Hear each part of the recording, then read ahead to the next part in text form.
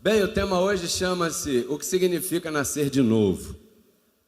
É um tema que tem mexido com nossa mente, nosso coração bastante.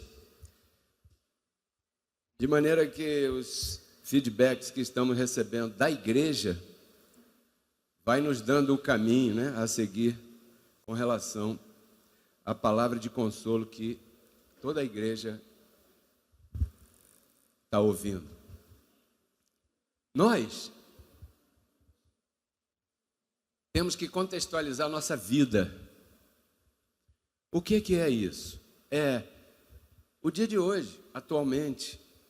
Você está vivo, respirando, feliz, tem um chamado, certo? O chamado é divulgar essa palavra. Muitos aqui foram iluminados pelo mesmo anjo especial, arcanjo especial, que eu fui iluminado, chamado Apóstolo José Luiz de Jesus Miranda. Ô, Rosana, estava com saudade de você. Que bom. Um aplauso a Rosana aí, abençoado.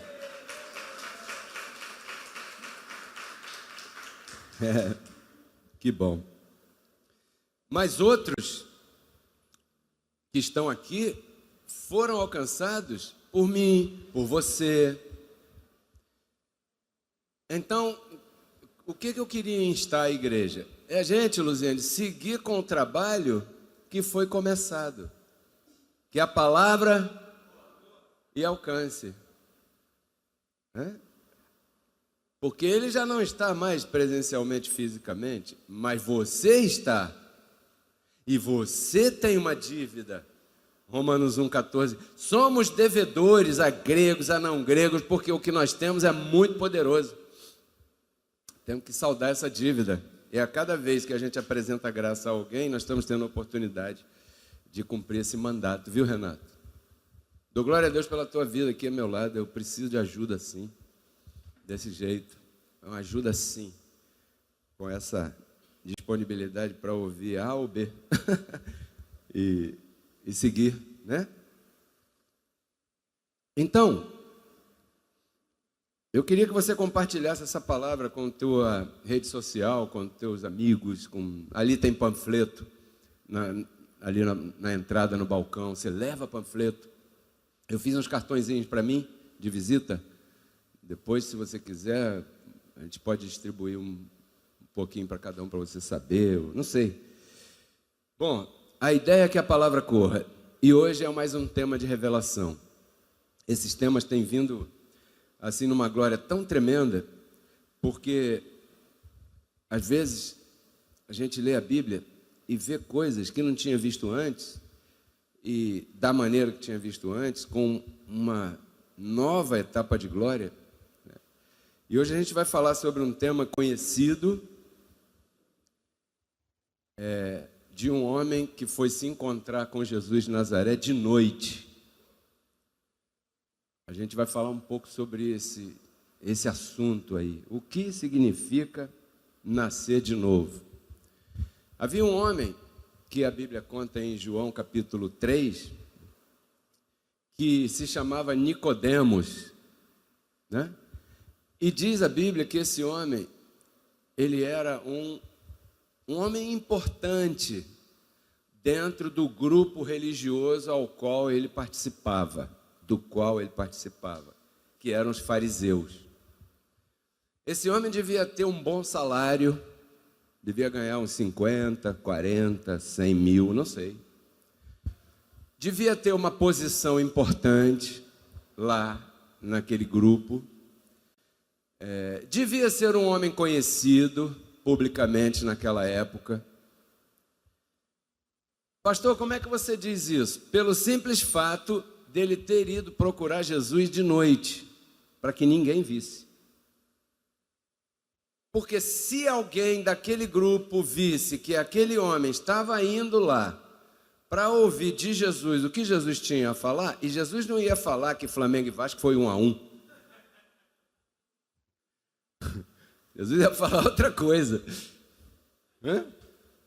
Então aqueles lá iriam checar o que o Nicodemos estava fazendo, ouvindo um homem que estava fazendo coisas espetaculares no sábado também.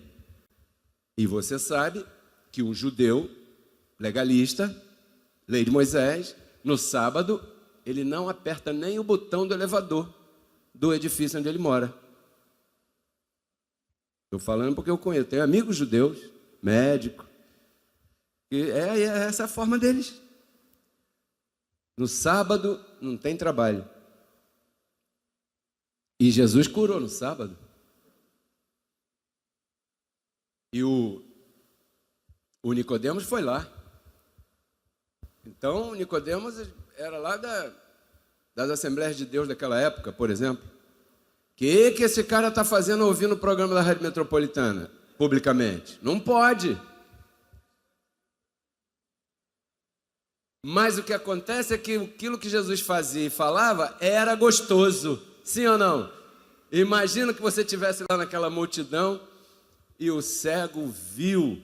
E o que ele fez? Qual foi a mágica dele? Eu já contei aqui, não vou repetir. Ele cuspiu no chão, fez aquela laminha. E para fazer lama, para molhar 2 olhos, tem que ter dado uma boa escarrada. Sim ou não? Você tem nojo, né? Mas foi o que Jesus fez, cara. Qual é? É isso que a Bíblia diz. E pá, pim, pim. Agora vai lá no tanque, se lava e o cego... Depois, não sei se foi esse ou teve um outro, ó. Não diz para ninguém não. Ó o segredo, ó o segredo. Não diz para ninguém não, tá? Esse é o segredo, quando proíbe. Quando proíbe, o que acontece? Aí corre. Aí fica bacana. Então, exato, o proibido é mais gostoso. Qual é a frase do dia hoje? Tem frase do dia hoje? Quinta-feira eu botei lá no rádio a frase do dia. Continua mandando para mim. Então, hoje nós vamos falar, esse tema é um tema de revelação. Porque Jesus falou para aquele homem algumas coisas em mistério, porque Jesus falava em mistério, né? Em parábolas. E esse assunto ainda continua em mistério para muita gente. E quem sabe um amigo teu, uma amiga tua, ainda não conhece esse tema e você vai ter a oportunidade de colaborar para iluminar os olhos do entendimento dessa pessoa. Eu queria lembrar o contexto primeiro. Nós vamos ler. Mas o contexto é velho pacto, diga velho pacto, antes da cruz, pecado, lei, diabo, Jesus de Nazaré, obras, parábolas. Não existe parábola no novo pacto. Parábolas é para que aqueles que ouviam não entendessem. Diz o livro de Marcos. Jesus mesmo falou isso, né? Para que não entendam e se convertam, porque não pode. Então, João 3, do 1 ao 5, se a Cléia me ajudar, a gente fica feliz, né, Cléia? João 3, do 1 ao 5, diz assim, ó. Havia um homem dos fariseus que se chamava Nicodemos. E ele era um dos principais entre os judeus. E este veio a Jesus de noite e lhe disse, Rabi, mestre, né? Rabino. Especulação. Há quem diga que um rabino, todo rabino, tinha que ser casado para ser rabino. Isso é especulação. Mas esse homem disse, Rabi, sabemos que tu vieste de Deus como mestre, porque ninguém pode fazer estes sinais que tu fazes se não está com Deus, ou se Deus não está com ele. Então, Nicodemo era um judeu, um homem principal lá da religião, e reconhecia que tinha alguma coisa sobrenatural, grandíssima da parte de Deus em Jesus de Nazaré. Estes sinais que tu fazes só pode ser feito se Deus está contigo. Jesus respondeu e disse, de certo te digo que aquele que não nascer de novo não pode ver o reino de Deus. Aí começou o mistério. para Nicodemos. Então Nicodemo disse: como é que pode um homem nascer de novo sendo velho? Será que por acaso ele pode entrar de novo no ventre da sua mãe e nascer? Ele deve ter ficado pensando assim: caramba, eu tenho 1 metro e tal, quase 2 metros, Nicodemos. Como é que eu vou entrar de novo lá do lugarzinho da minha... Coitada da minha mãe. Como é que eu vou entrar ali de novo para voltar a nascer desse tamanho? Foi o pensamento do Nicodemos. E ele não entendeu. Como é que pode isso? E Jesus disse, no verso 5, de certo te digo que aquele que não nascer da água, diga da água, e do Espírito, diga do Espírito, não pode entrar no reino. Então, os nossos irmãos pentecostais ou outras denominações, eles entendem isso aqui da água, então tem que batizar na água. Agora você nasceu de novo, você é membro da igreja, já não pode mais dançar, não pode mais comer aquela comida, aquela bebida, não pode mais não sei aonde, ou seja, se tornou naquela pessoa crente. A mulher já não pode cortar o cabelo, nem debaixo do braço, nem nas pernas, nem não sei o quê. Eles pensam que é batizando na água aí. E do Espírito, os pentecostais, nossos irmãos amados, do fogo. Eu posso brincar porque eu fui pentecostal há muitos anos. Eles dizem, da água e do Espírito, é o batismo no Espírito Santo, falar em línguas, não sei o quê, não sei o quê. Será que Jesus estava falando isso? Ele falou aqui, ó, aquele que não nascer da água e do Espírito não pode ver o reino. Então, se a gente olhar para essa parábola com os olhares antigos, nós não entenderemos. De maneira nenhuma nós vamos entender isso aqui. Porque a informação antiga, ela está contaminada. Sim ou não? A informação antiga está contaminada por aquilo que era próprio naquela época. Eu não estou falando contaminada com algo assim, pejorativo. Estou dizendo contaminado com um programa que já não é o programa no qual o teu computador tem que funcionar. Pronto.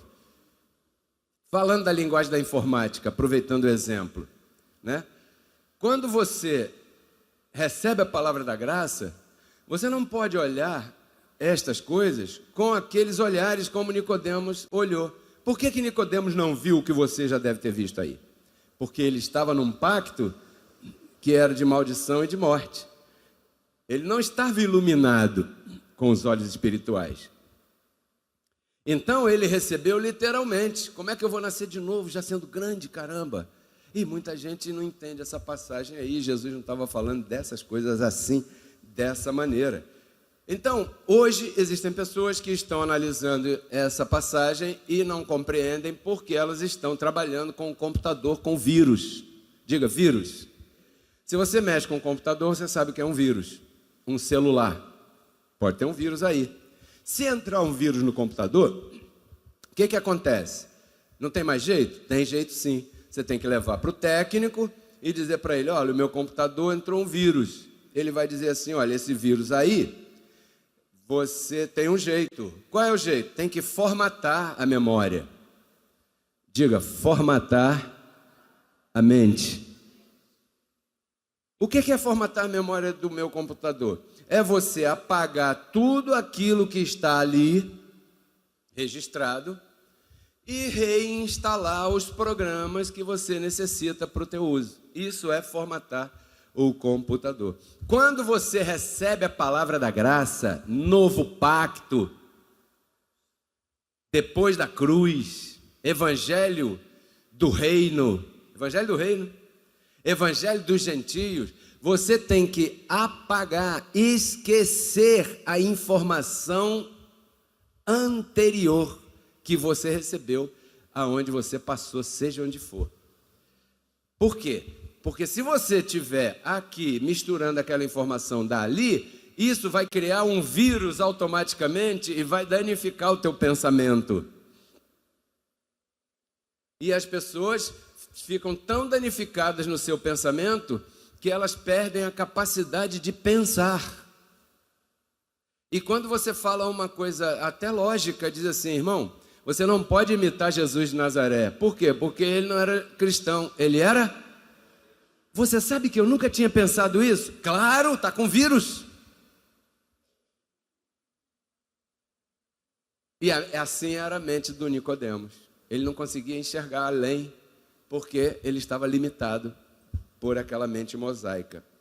Mas Jesus falou, nascer da água e do Espírito. Vamos ver o que é a água. Efésios 5, 26. Efésios, capítulo 5, verso 26. Olha aí, no telão, nossa tela já tem um... Olha aí, Cristo se entregou pela igreja para santificá-la, tendo purificado na lavagem da água pela...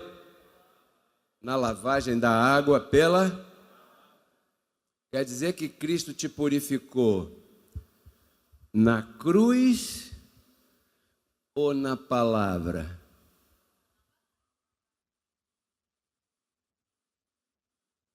Você já parou para pensar nisso? Você está acabando de concordar comigo aí? Porque o maior de todas as coisas é o sacrifício de Cristo, sim ou não? Você não pode dizer que não existe, que isso aí não foi o maior de tudo. Mas ali está dizendo que a purificação da igreja é pela palavra. Por quê? Porque um crente abençoado, ele pode andar 50 anos com a Bíblia aqui, olha para mim, debaixo do braço, falando que Cristo na cruz, Cordeiro de Deus, que veio para tirar o pecado do mundo e que 3 dias ressuscitou, e glória a Deus, e aleluia, e a terra tremeu, e o sol escureceu, e não sei o que, coisa e tal. E quando ele chega na igreja, ele vai expulsar o demônio, ele vai dizer que você vai para o inferno se fizer alguma coisa, e ele vai dizer um montão de outras coisas. Por quê? Ele crê em Cristo, mas ele está purificado pela lavagem da água, pela palavra? Então ele não nasceu de novo.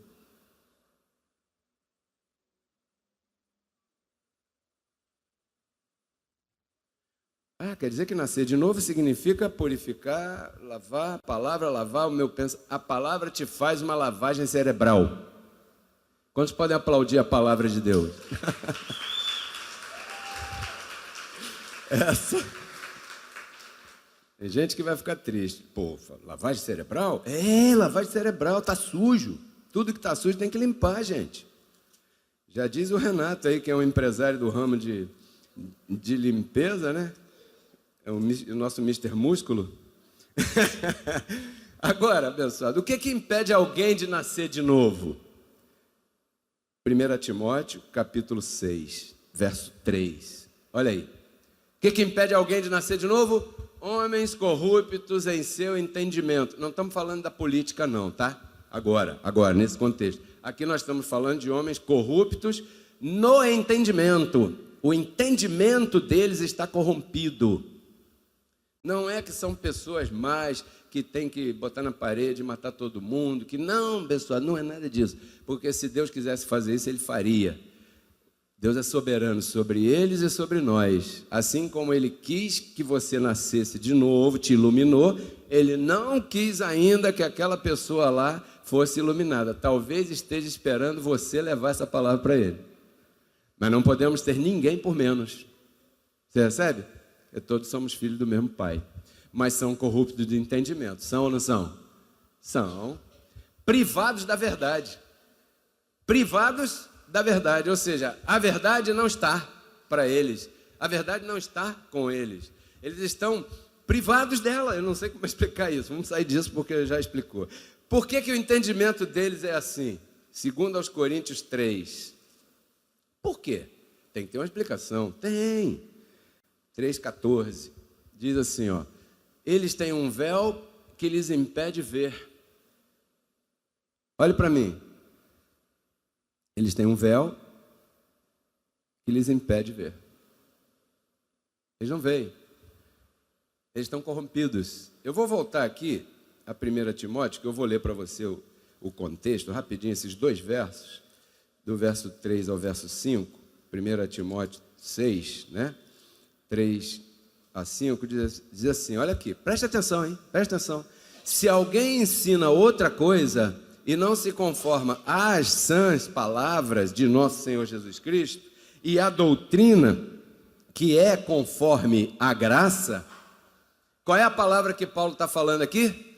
A palavra da graça. Então ele diz, se alguém ensina uma coisa diferente dessa, está envaidecido, nada sabe, delira acerca de questões e contendas de palavras, das quais nascem invejas, divisões, blasfêmias, suspeitas e coisas mais. Disputas nécias de homens corruptos de entendimento, privado da verdade, que tomam a graça como fonte de lucro. Aparta-te dos tais. Está dizendo aqui para você ir almoçar na casa dele? Não. Está dizendo para você jogar futebol com ele? Não. Está dizendo o quê? Aparta-te dos tais, porque ele vai colocar vírus na tua mente. Ele está privado da verdade. Então, segundo aos Coríntios 3, 14, agora sim, segundo aos Coríntios 3, 14, é o anterior a esse, anterior. Aí diz, ó, porém o entendimento deles está endurecido. Em algumas versões fala assim, está embotado.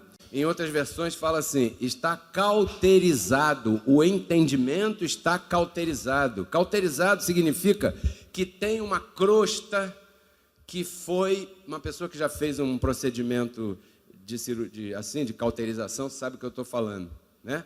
É um procedimento que faz com que crie uma casca, uma crosta grossa em cima de algo, que ali para penetrar ali vai ficar complicado. Está cauterizado o entendimento deles, porque até o dia de hoje, quando leem o Antigo Pacto, permanecem com o mesmo véu não descoberto, o qual só é tirado por Cristo.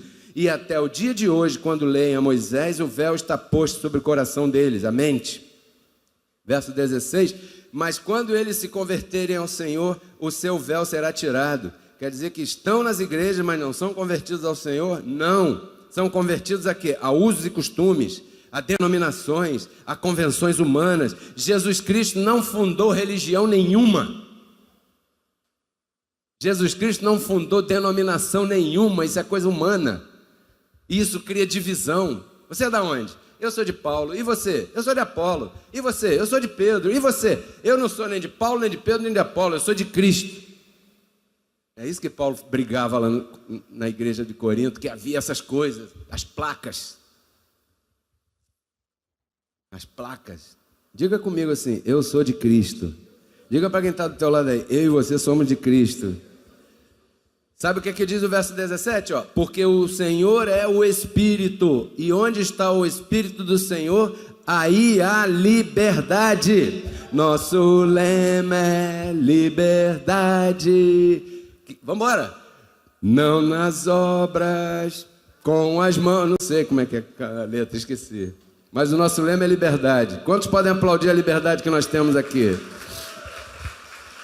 Todos nós somos o que pensamos.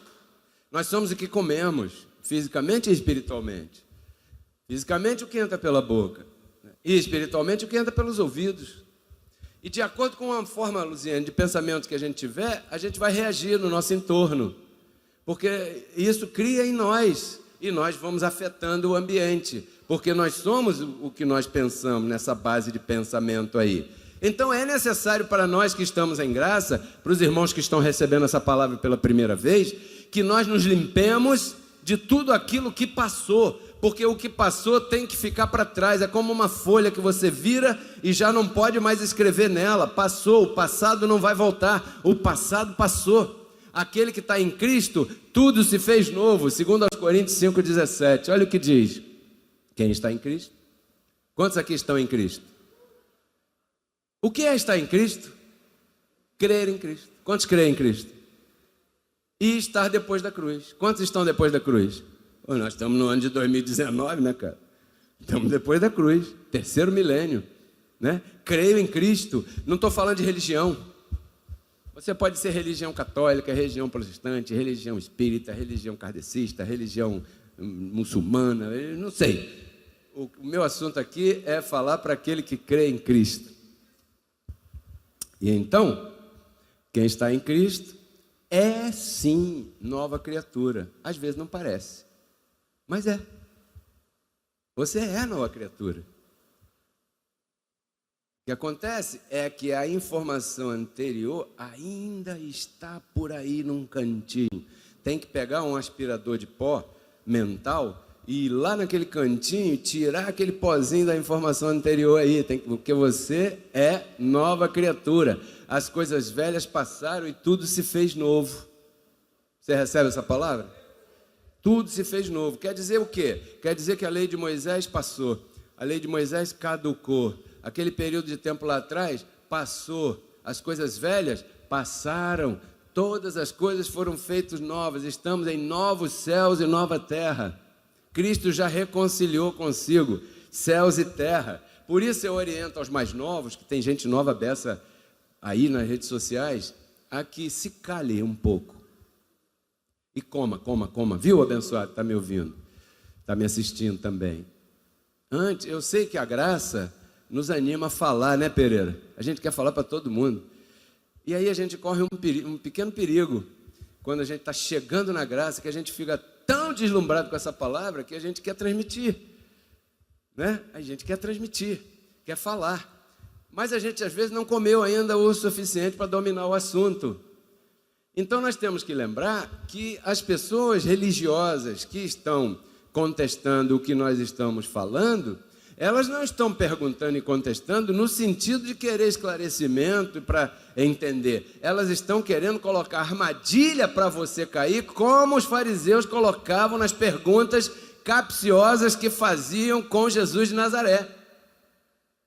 Ele falava muito do reino, da vinda, do último dia. Ele falava. E aí um dia perguntaram para ele, vem cá, e tal, e como é que vai ser lá? Porque a lei de Moisés diz que se morrer o irmão mais velho, o irmão mais novo, logo que vier depois, tem que assumir a viúva do irmão mais velho e casar com ela e assumir os filhos dela, sabia? A lei dizia isso, hein? Para aqueles que gostam da lei. Aí Jesus falou, naquele dia não haverá casamento. Porque esses que se opõem estão sempre querendo colocar armadilha. E às vezes a pessoa mais nova quer explicar. E aí, vem cá, por que Deus falou, façamos o homem conforme a nossa imagem, se Deus estava sozinho lá? Aí o irmão me perguntou. Aí eu falei, quem te perguntou isso, irmão? Não, é os irmãos legalistas que eu estou pregando a graça para eles, mas aí eu não soube explicar. Então, o que acontece? Pinte o quadro. Você está ministrando ali, e o irmão legalista, ele quer te derrubar, ele não quer, ele quer derrubar. Ele quer dizer que a teologia que ele estudou lá no seminário dele é imbatível, ele vai te derrubar. Aí ele te faz uma pergunta dessa, aí você fala assim, espera aí, rapaz, semana que vem eu te explico. Esse cara vai ganhar vantagem sobre nós, e Paulo dizia, para que Satanás não ganhe vantagem sobre nós, o inimigo, né? Você sabe quem é? Então você tem que comer primeiro. Comer. E eu já perguntei aqui, na quinta-feira, eu vou perguntar de novo. Por que Deus falou façamos?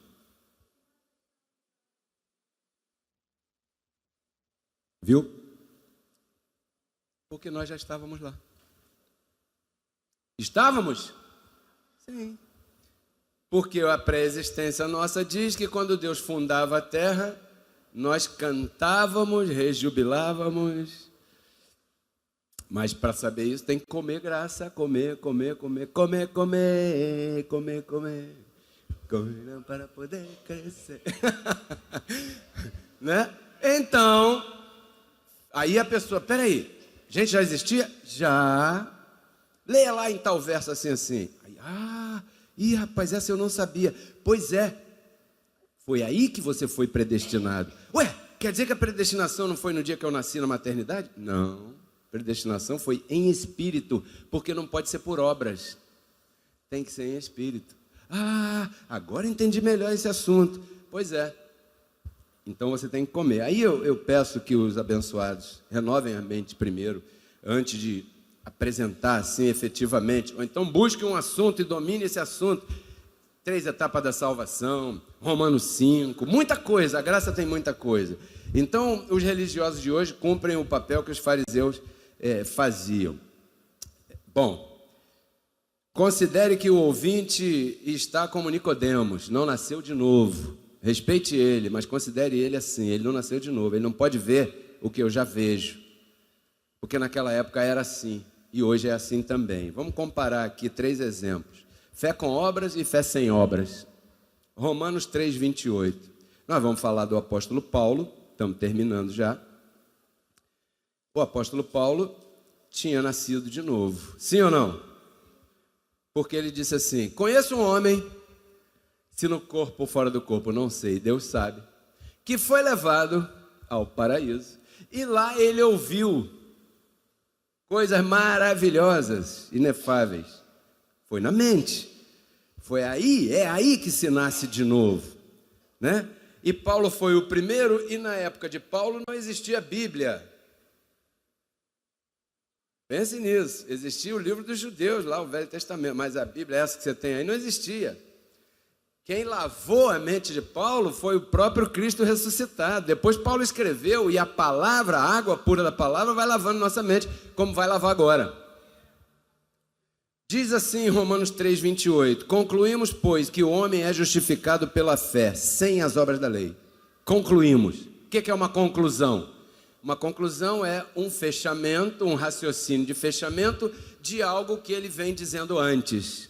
Então ele vem mostrando que você, para estar justificado com Deus, não precisa das obras de Moisés, ok? Mas o nosso irmão Tiago, capítulo 2, verso 17, discorda do nosso amado apóstolo Paulo.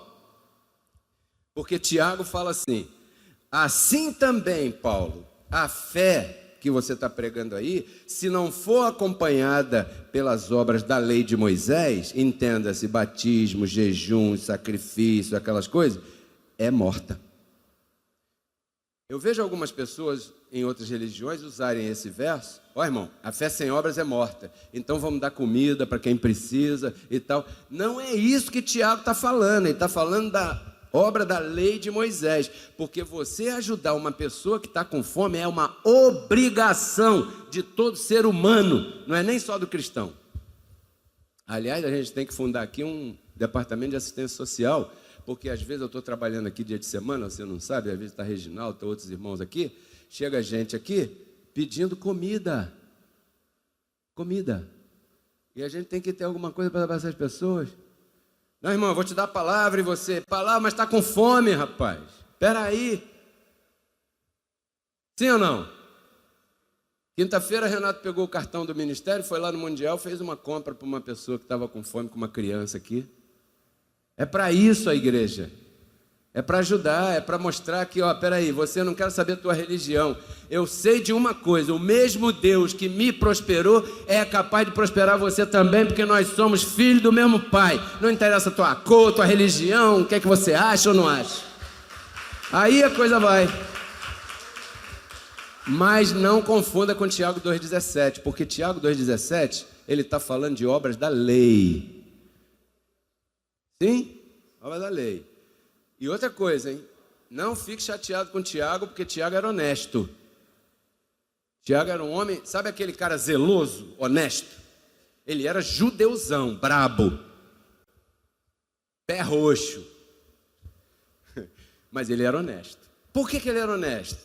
Porque no primeiro verso da sua única carta, e esse cara aqui não era apóstolo, ele era o irmão de Jesus, meio, né? Ele era de José e Maria, Jesus não era de José. Então esse Tiago aqui, ele tinha essa importância por ter sido familiar de Jesus. Porque os apóstolos, os 2 Tiagos que tinha lá, nenhum dos 2 era filho de José. Um era filho de Zebedeu, o outro era filho de Alfeu. Esse aqui é filho de José. E era honesto, legalista. Mas ele diz assim no primeiro verso, ó, Tiago, servo de Deus e do Senhor Jesus Cristo, escrevo agora às 12 tribos de judeus que estão na dispersão. Saúde. Quantos aqui são judeus? Quantos aqui são das 12 tribos? De alguma das 12 tribos? Quantos aqui são da tribo de Benjamim? de Zebulon, de Isacar.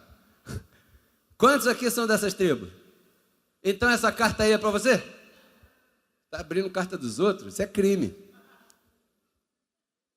Ele era honesto, ele falou, vou escrever para os judeus. Se vocês gentios lá do Brasil se meterem a fazer aí o que eu estou mandando, é isso aí, vocês é que sabem. Então nós estamos vendo um homem que não tinha nascido de novo nos olhos espirituais, falando de um assunto, combatendo um outro que nasceu sim de novo nos olhos espirituais, que foi o apóstolo Paulo. E assim estão as pessoas.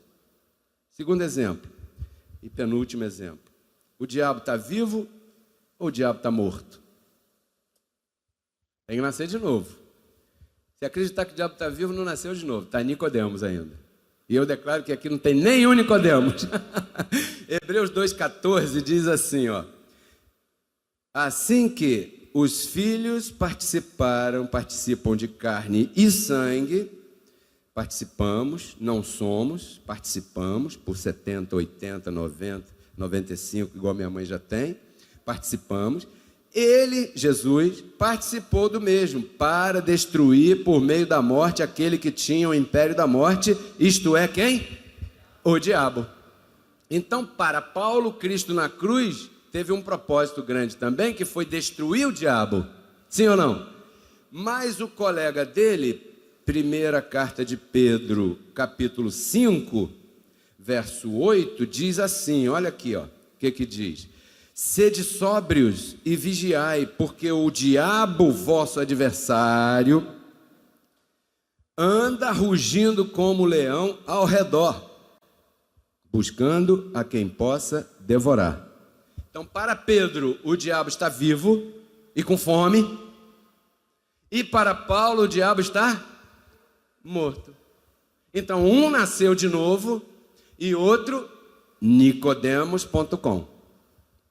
E o pecado está em vigor ou foi tirado para sempre? Hebreus 9, 26 diz assim, de outra maneira, Jesus teria que padecer muitas vezes desde o princípio do mundo. Mas agora, diga agora. Agora quando? Na consumação dos séculos, ele se apresentou, quer dizer que isso já aconteceu, consumação dos séculos, ele se apresentou uma vez para sempre, pelo sacrifício de si mesmo, para tirar o pecado do mundo. Quantas vezes Cristo se apresentou? Uma vez e para quê? Tirar o pecado do mundo. Tirou ou não tirou? Para muita gente não tirou, inclusive para João. 1 João 2, verso 1. Olha o que diz. Filhinhos meus, estas coisas vos escrevo para que não pequeis. E se alguém cometer pecado, temos um advogado para com o Pai, Jesus Cristo, o justo. Para João, se a minha esposa Margarita pecou domingo, Jesus Cristo vai advogar por ela. Se a minha irmã Kátia pecar na segunda-feira, Jesus Cristo vai advogar por ela. Se a minha mãe pecar na terça-feira, Jesus Cristo vai advogar por ela. Se eu pecar na quarta-feira, Jesus Cristo... Ou seja, e Paulo fala que foi uma vez e para... O que significa para sempre? Que é uma vez só e não vai se repetir, porque Deus é perfeito, não falha nas coisas que faz. E se ele veio para tirar o pecado, tirou ou não tirou? Mas por que tem tanta diferença? Eu já te expliquei, está cheio de Nicodemos esse mundo. E se você é uma pessoa que foi iluminada, que nasceu de novo, eu te felicito com um aplauso, porque você é um ser diferente nessa terra. Essa terra cheia de Nicodemos. Então, só pode viver o dia a dia, sem diabo, sem pecado e sem obra da lei, aquele que nasceu de novo. Se porventura você se encontrar com uma pessoa que tem essa dificuldade, tenha paciência. Tranquilo, ministre aí com calma. Não fique inimigo por causa de doutrina, não vale a pena. Paulo dizia, são discussões nécias que acarretam muito mais divisão do que crescimento.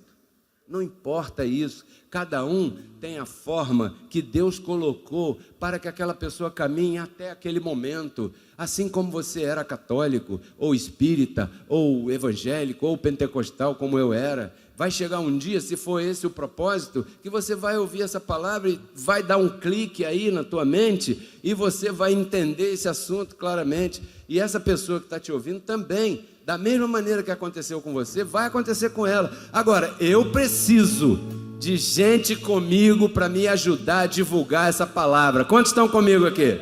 Quantos recebem essa palavra? Glória a Deus pela tua vida. Vamos ficar de pé, vamos louvar o Senhor.